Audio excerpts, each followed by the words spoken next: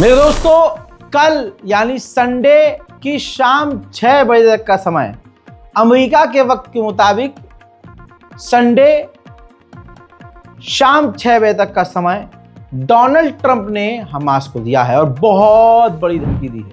Social media post लगा रहा हूं जिसमें उन्होंने धमकी दी है।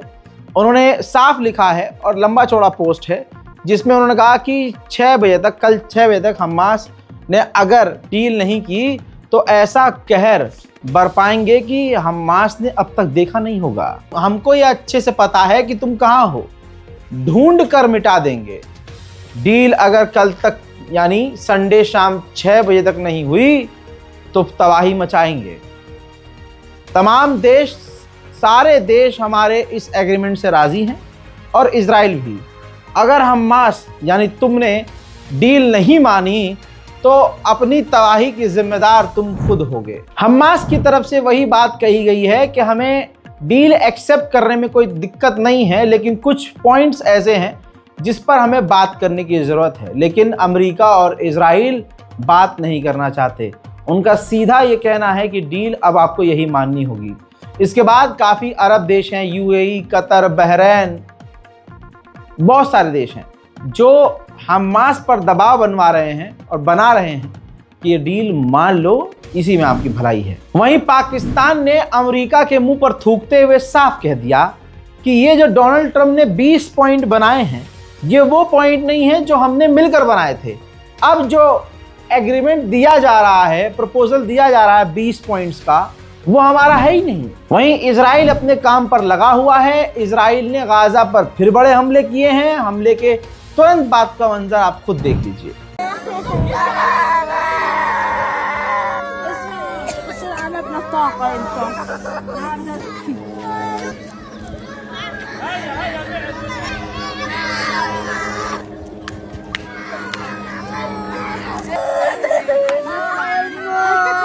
ايش في شطورش؟ قنبلة؟ هي بتخلص في حدا تصور؟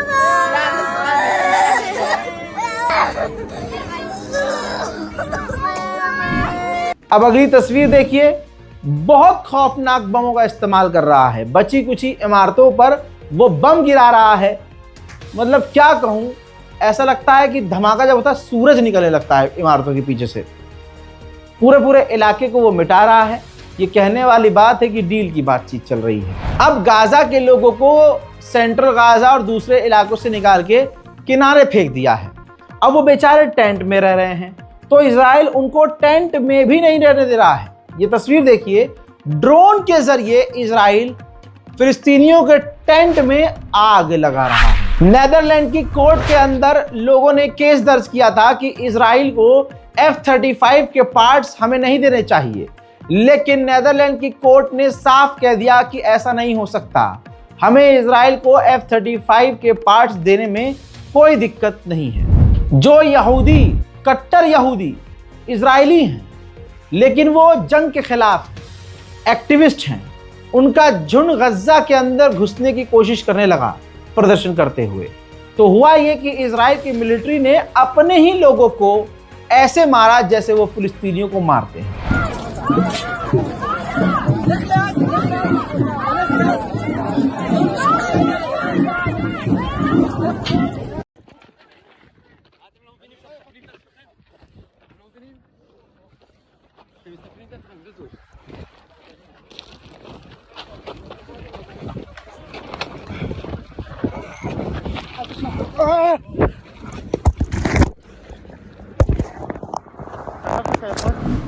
इसी तरह से दुनिया को आज तस्वीर साफ नजर आने लगी है कि आतंकवाद का साथ देने वाला कौन है, आतंकवाद के साथ कौन है। जरा इस तस्वीर को देखिए। जर्मनी में एक पुलिस वाला एक जर्मन महिला को, प्रदर्शनकारियों को किस तरह से हैवानियत से गिरफ्तार करके लेके जा रहा है।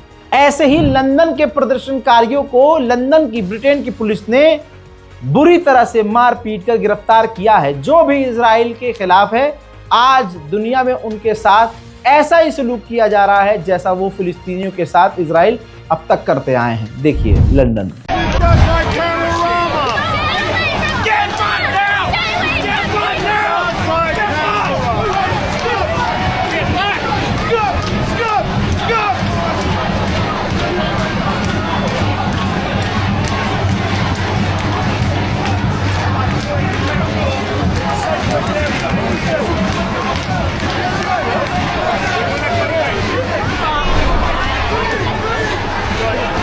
हजरत मोहतरम, फिलिस्तीन के अंदर जो ईसाई पादरी हैं, धर्मगुरु हैं, उन्होंने कहा कि इजराइल वेस्ट बैंक पर फिलिस्तीनियों की जमीन पर कब्जा कर रहा है, सेटलमेंट कर रहा है, बेगुनाहों को मार रहा है, जेनोसाइड कर रहा है। इजराइल को रोकने की जरूरत है, दुनिया उसे मिलकर रोकती क्यों नहीं? सुनिए। And then some claim that Palestinians do not belong in the land because God does not want us here.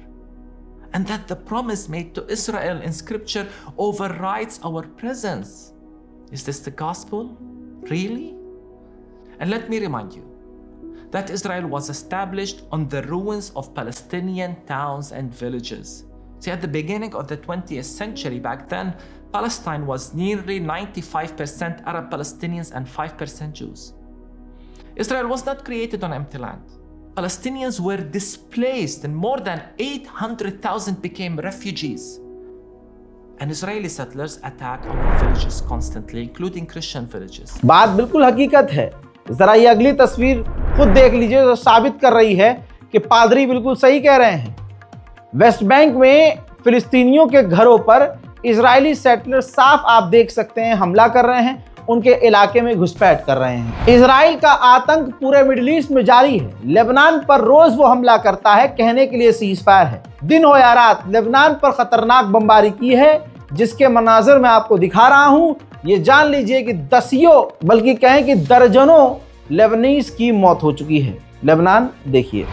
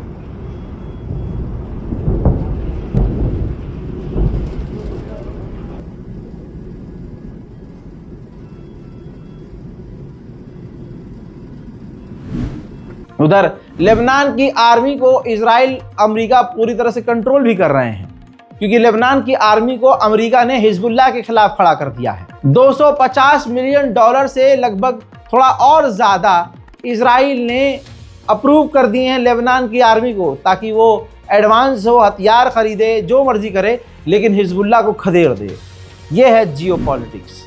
उधर लेबनान के अंदर जो इंटरनेशनल मिलिट्री फोर्स है, यूएन की जो फौज है, उसने ऑफिशियली ये शिकायत की है कि जहां हमारी इंटरनेशनल फौज, यूएन की फौज तैनात है, इजराइल ने उनके करीब ग्रेनेड गिराए हैं, बम गिराए हैं। सभी के लिए खतरा इजराइल पैदा कर रहा है। तमाम गिरफ्तारी और जुल्म के बावजूद इटली में इजराइल के खिलाफ प्रदर्शन जारी है।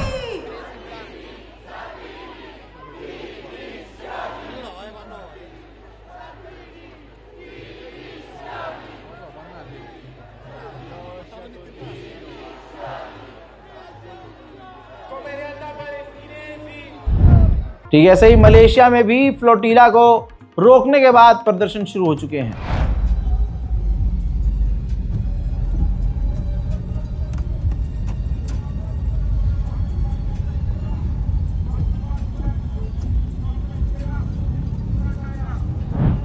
ब्रसेल्स में अभी तक प्रदर्शन जारी है, जबकि ब्रसेल्स की पुलिस और मिलिट्री प्रदर्शनकारियों को गिरफ्तार कर रही है। देखिए।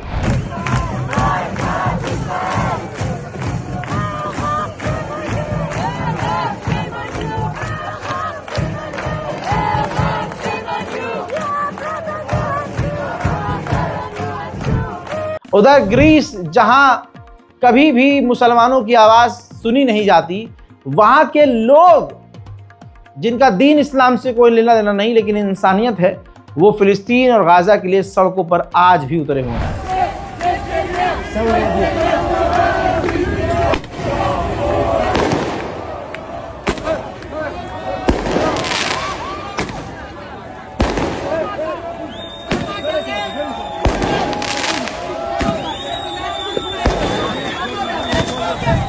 उधर इटली की प्रधानमंत्री ने, आपने देखा किस तरह से धोखा दिया और गाजा जाने वाली फ्लोटिला को रोकने की बात कही। लेकिन इटली की आवाम पूरी तरह से गजा के साथ है, प्रदर्शन कर रही है, सड़कों पर उतरी हुई है। देखिए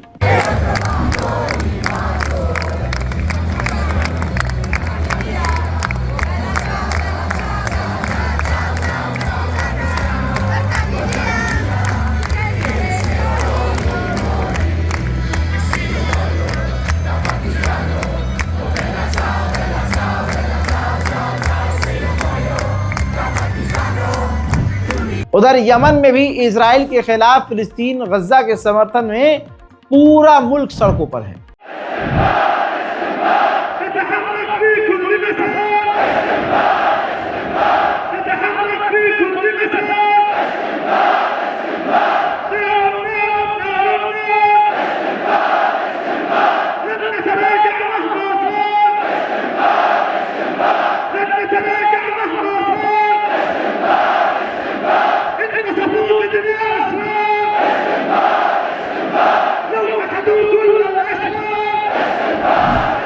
यही नहीं, स्कॉटलैंड में भी फिलिस्तीन और गाजा के लिए सड़कों पर लोग उतर आए हैं।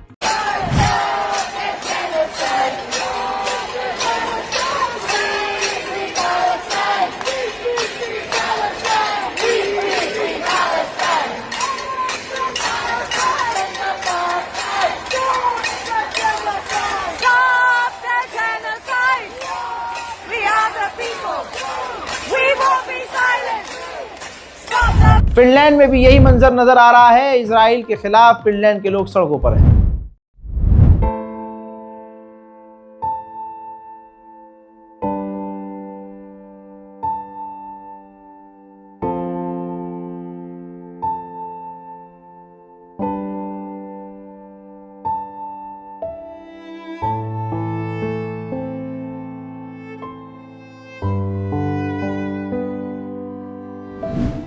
तुर्की में तो 3-4 दिन से लगातार प्रदर्शन जारी है। ताजा मंजर आए हैं, तुर्की के अंदर इजराइल के खिलाफ गुस्सा फूटता जा रहा है।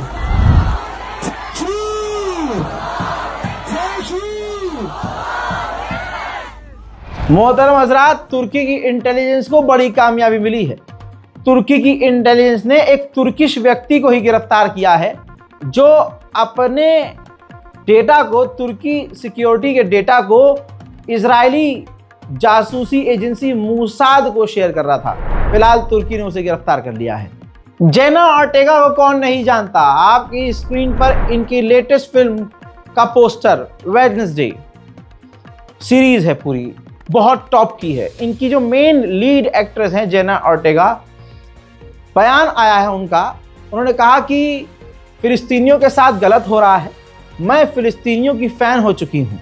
जिस तरह से वो फ्लेक्सिबल हैं, दबाए जाने के बावजूद, डराने जाने के बावजूद, नुकसान उठाने के बावजूद वो अपने लिए आवाज़ उठा रहे हैं, जबकि सारी दुनिया ने उनसे मुंह मोड़ लिया है। अब व्हाइट हाउस ने भी प्रेस कॉन्फ्रेंस में धमकी दे दी है कि डोनाल्ड ट्रंप ने साफ कह दिया है कि अगर हमास ने उनकी डील को नहीं माना तो फिर बहुत बुरा होगा। The president has deep concerns about all of the atrocities that have taken place in the Middle East over the past few years. It's deeply unfortunate that he inherited this mess from the Biden administration. If you all recall, under President Trump in his first term, the Middle East was on a pathway for peace and prosperity. There was the historic signing of the Abraham Accords. Israel is on a path to normalization between Arab and Gulf nations, and we hope that can continue. But right now, the president has... हजरात मोहतरम, ऐसे हवा में बात आपसे नहीं कही जाती रज़ाग्राफी के द्वारा। अमेरिका की सरकार पूरी तरह से इजराइल के कंट्रोल में है। चैट लीक हो गई है। जो ऊपर नजर आ रहा शख्स है, जो पहले नंबर पे है, ऊपर तस्वीर जिसकी है, वो आपको साफ नजर आ रहा है, यहूदी है। दोस्तों, उस यहूदी और उस व्यक्ति, जो अगली तस्वीर नीचे आप देख रहे हैं, ये वो व्यक्ति है जिसने अमेरिका में टिकटॉक को खरीदा है। अब यहूदी नेता उनसे पूछ रहे हैं, जिसने टिकटॉक खरीदा है, अमेरिकी यहूदी, उससे पूछ रहे हैं, हाँ भाई, आपकी मार्को रूबियो से बात हुई? मोहतरम हजरात, मार्को रूबियो अमेरिका के विदेश मंत्री हैं। तो अमेरिकी यहूदी जिसने टिकटॉक ख़रीदा है, उसने कहा कि हाँ, मेरी बात हुई और मार्को रूबियो जो अमेरिका के विदेश मंत्री हैं, वो यहूदियों के बेहतरीन दोस्त होंगे। Marco will be a great friend for Israel, यानी अमेरिका की जो करंट गवर्नमेंट है सीधा सीधा सिर्फ और सिर्फ इजराइल की गुलामी करने को तैयार है। वहीं सैटेलाइट इमेज से खुलासा हुआ है कि यमन के करीब जो 3 आइलैंड है, ये देखिए, वहां पर यूएई ने हवाई पट्टियां बिछा ली है, एयर पट्टी बिछा ली है, और जाहिर सी बात है जहां यूएई पहुंच गया वहां अमेरिका अपने फाइटर जेट क्यों नहीं भेजेगा। यमन के हुथीज एक बार फिर से बड़े खतरे में पड़ते हुए नजर आ रहे हैं। हजरात मोहतरम, फिलहाल के लेटेस्ट अपडेट में इतना ही, थोड़ा सा इंतजार कीजिए, फिर आ रहा हूं आपके समक्ष और भी बड़ी खबरों के साथ। चैनल को सब्सक्राइब कीजिए, अपनी राय कमेंट में लिखिए। जय हिंद।